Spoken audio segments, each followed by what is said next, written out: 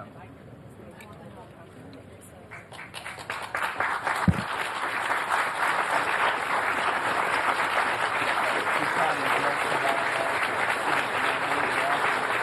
morning. Good morning. Good morning. Thank you. Please. Thank you. Good to see this cabinet and staff together here. Thank you.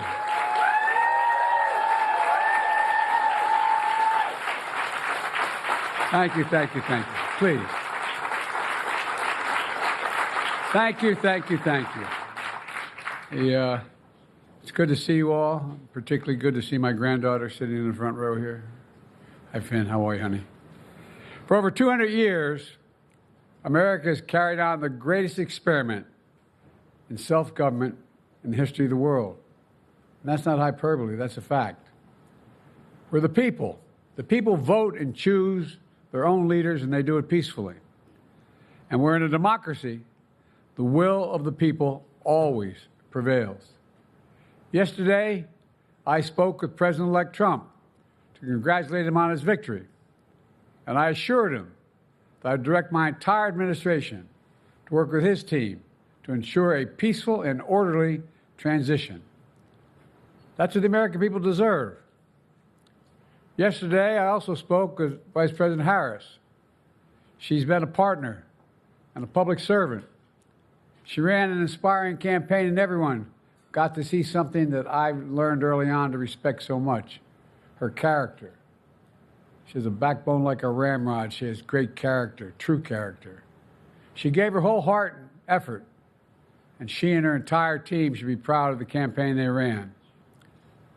You know, the struggle for the soul of America, since our very founding, has always been an ongoing debate and still vital today. I know for some people, it's a time for victory, to state the obvious. For others, it's a time of loss. Campaigns are contests of competing visions. The country chooses one or the other. We accept the choice the country made. I've said many times, you can't love your country only when you win. You can't love your neighbor only when you agree. Something I hope we can do, no matter who you voted for, is see each other not as adversaries, but as fellow Americans. Bring down the temperature. I also hope we can lay to rest the question about the integrity of the American electoral system. It is honest, it is fair, and it is transparent. And it can be trusted, win or lose. I also hope we can restore the respect for all our election workers who busted their necks and took risks at the outset. We should thank them. Thank them for staffing voting sites, counting the votes, and protecting the very integrity of the election. Many of them are volunteers who do it simply out of love for their country. And as they did their duty as citizens, I will do my duty as president. I'll fulfill my oath, and I will honor the Constitution.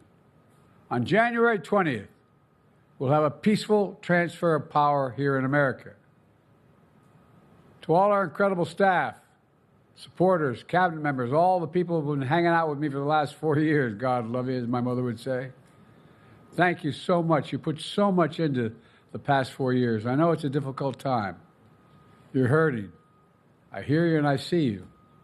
But don't forget all that we accomplished. It's been a historic presidency. Not because I'm president, because what we've done, what you've done.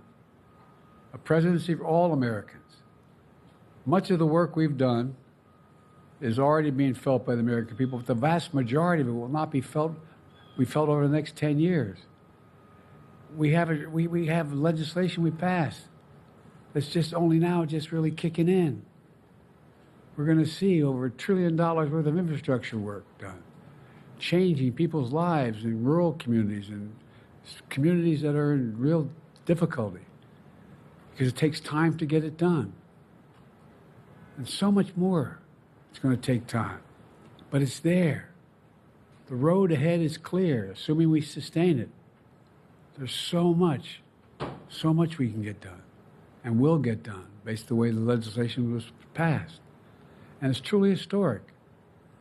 You know, we're leaving behind the strongest economy in the world. I know people are still hurting, but things are changing rapidly. Together, we've changed America for the better. Now we have 74 days to finish the term, our term. Let's make every day count. That's the responsibility we have to the American people. Look, folks, you all know it in your lives. Setbacks are unavoidable, but giving up is unforgivable. Setbacks are unavoidable, but giving up is unforgivable. We all get knocked down. But the measure of our character, as my dad would say, is how quickly we get back up. Remember, a defeat does not mean we are defeated. We lost this battle. The America of your dreams is calling for you to get back up. That's the story of America for over 240 years and counting. It's a story for all of us, not just some of us. The American experiment endures. We're going to be okay, but we need to stay engaged. We need to keep going. And above all, we need to keep the faith. I'm so proud to have worked with all of you. I really mean it. I sincerely mean it. God bless you all. God bless America. And may God protect our troops. Thank you, thank you, thank you.